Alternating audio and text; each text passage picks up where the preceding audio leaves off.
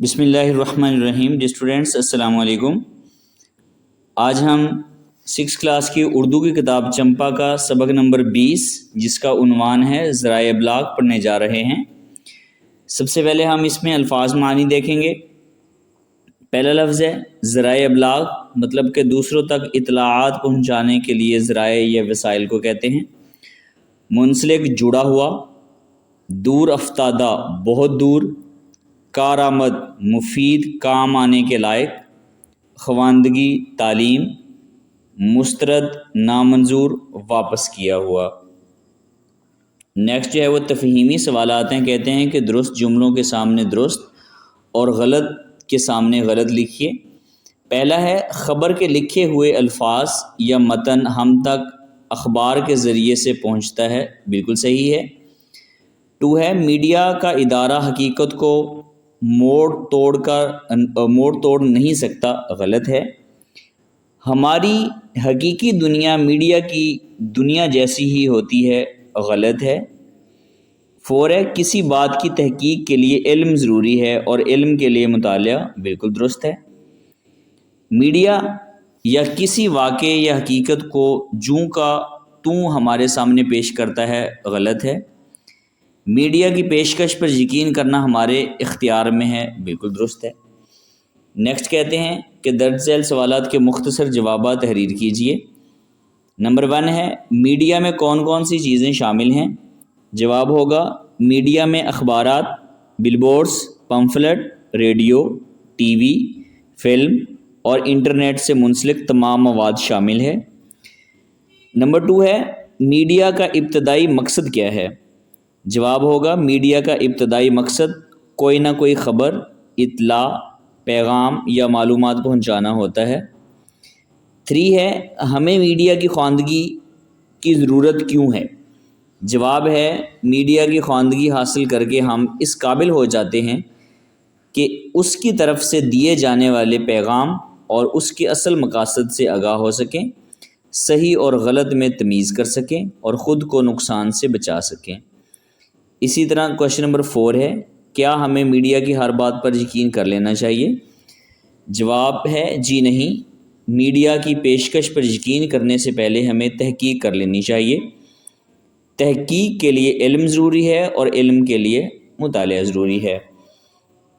Next جو ہے زبان شناسی قواعد ہیں. کہتے ہیں کہ غلط فکرات کی درستی، غلط فکروں کی تصحیح کر کے دوبارہ لکھیے. پہلا جملہ ہے کل یوم دفاع کا دن تھا، جملہ غلط ہے. یوں بنے گا کل یوم دفاع تھا، مطلب کہ یوم بھی اور دن بھی ایک ہی معنی میں ہوں گے تو 2 دفعہ لفظ استعمال نہیں ہونا چاہیے.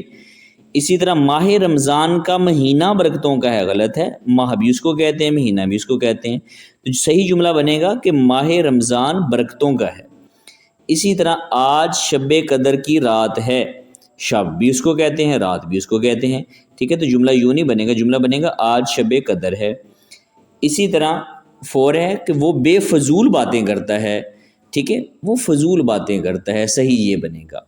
اسی طرح آپ اندر آ جاؤ، جملہ غلط ہے، آپ اندر آ جائیے یہ صحیح ہے. تم نے یہ کام صحیح نہیں کرا، جملہ غلط ہے.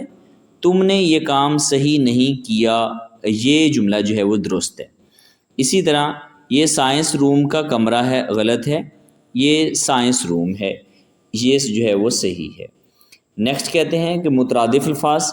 آپ جانتے ہیں کہ دنیا کی دوسری زبانوں کی طرح اردو زبان میں بھی ایک ہی معنی والے 2 یا 2 سے زیادہ لفظ جو ہے وہ ان کا استعمال ہوتا ہے.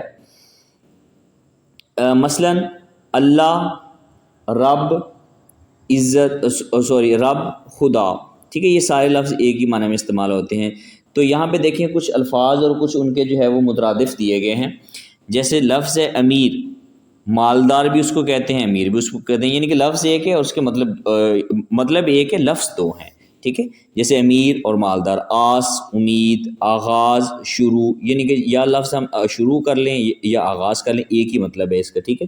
ایک تھوڑا سا مشکل ہوتا ہے اور ایک تھوڑا سا آسان ہوتا ہے. آسائش، آرام، اجالا، روشنی، تاریکی، اندھیرا. غلطی بھی بولتے ہیں، خطا بھی بولتے ہیں. پرچم، جھنڈا، زرد، پیلا، سرخ، لال، سبز، ہرا، سوری یہ یہاں پہ الف نہیں لگا ہوا، ہر لکھا ہوا، یہ ہر نہیں ہے ہرا ہے۔ اسی طرح نفع فائدہ، یوم دن، طویل لمبا، کہتے ہیں نا کہ یہ آج دن جو ہے وہ بہت زیادہ طویل تھا، تو مطلب کیا ہوتا ہے کہ دن بہت زیادہ لمبا تھا، ٹھیک ہے، طویل بھی اسی کو کہتے ہیں اور لمبا بھی اسی کو کہتے ہیں۔ اسی طرح لطف مزہ، لذیذ مزیدار، گرانی مہنگائی، قریب نزدیک، یہ جو چھوٹی ہے یہ اوپر جائے گی مہنگائی ہے، ٹھیک ہے۔ آفتاب سورج، ماہتاب چاند، شب رات وغیرہ۔ کہتے ہیں کہ خط کشیدہ الفاظ کو مترادف الفاظ سے تبدیل کر کے جملوں کو دوبارہ لکھنا ہے آپ نے، ٹھیک ہے۔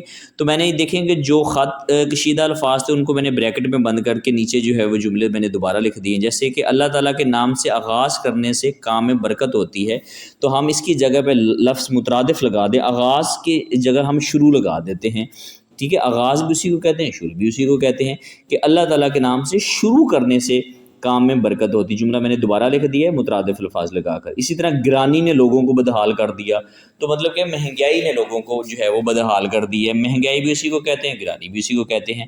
اسی طرح لاہور سے اسلام آباد کے سفر میں بہت لطف آیا، تو لاہور سے اسلام آباد کے سفر میں بہت مزہ آیا، اس طرح جملہ بن جائے گا۔ کہتے ہیں کہ کل 14ویں کی شب تھی، کل 14ویں کی رات تھی، شب بھی اسی کو کہتے ہیں، رات بھی اسی کو کہتے ہیں۔ 5 ہے سر پر چوٹ لگتے ہی میری آنکھوں کے سامنے تاریکی چھا گئی، تو اس طرح تاریکی کی جگہ پہ ہم اندھیرا لکھ سکتے ہیں، سر پر چوٹ لگتے ہی میری آنکھوں کے سامنے اندھیرا چھا گیا۔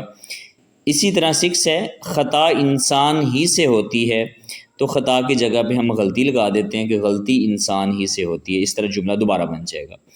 نیکسٹ ہے ہمیں آس کا دامن ہاتھ سے نہیں چھوڑنا چاہیے، تو آس کی جگہ پہ ہم امید لگا دیں گے کہ ہمیں امید کا دامن جو ہے وہ ہاتھ سے نہیں چھوڑنا چاہیے، اس طرح جملہ دوبارہ بن جائے گا۔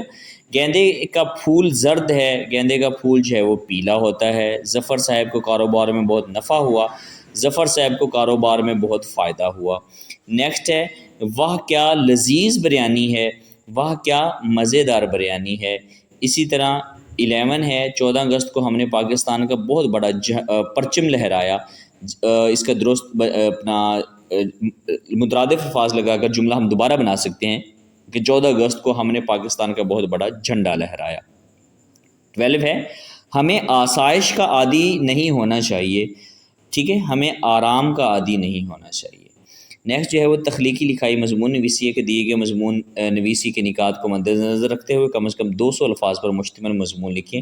انہوں نے سٹارٹنگ میں آپ دیکھیں کہ بک کے اوپر بہت سارے جو ہے وہ نکات لکھے ہیں کہ شروع کیسے کرنا ہے، متن کیسا ہو، اختتام کیسے کرنا ہے، اسی کو مد نظر رکھتے ہوئے جو ہے وہ میں نے یہاں پہ مضمون لکھا ہے، تو آپ یہاں سے بھی دیکھ کے کر سکتے ہیں کہ میرا پسندیدہ مشغلہ کتب بینی ہے، یعنی کہ کتابیں پڑھنا ہے۔ کتاب سے بہتر کوئی ساتھی نہیں ہو سکتا، کتابیں انسان کو علم بھی دیتی ہیں اور اندیکھی دنیاؤں کی سیر بھی کراتی ہیں۔ کبھی ہم ماضی میں پہنچ جاتے ہیں تو کبھی مستقبل کی جھلک دیکھ لیتے ہیں۔ یہی وجہ ہے کہ اہل علم نے کتاب کو بہترین دوست کہا ہے۔ کتب بینی کے بے شمار فوائد ہیں، سب سے بڑی بات یہ ہے کہ یہ کم خرچ اور آسان مشغلہ ہے۔ کتاب پڑھنے کے لیے نہ بجلی درکار ہے اور نہ ہی انٹرنیٹ۔ ایک بار کتاب خرید لی جائے تو بار بار اس سے فائدہ اٹھایا جا سکتا ہے۔ کتابیں ہمیں حقیقت اور خیال دونوں دنیاؤں کی سیر کراتی ہیں۔ تاریخ کی کتابیں ہمیں پچھلے زمانے کے حالات سے واقف کرتی ہیں۔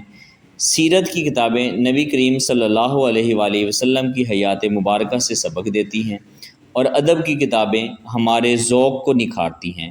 طب کی کتابیں علاج معالجے کا علم دیتی ہیں، کھانا پکانے کی ترکیبیں بھی کتابوں سے سیکھی جا سکتی ہیں۔ کتاب واقعی انسان کی بہترین ساتھی ہے، وہ ہر وقت فائدہ پہنچاتی ہے اور کبھی دھوکہ نہیں دیتی۔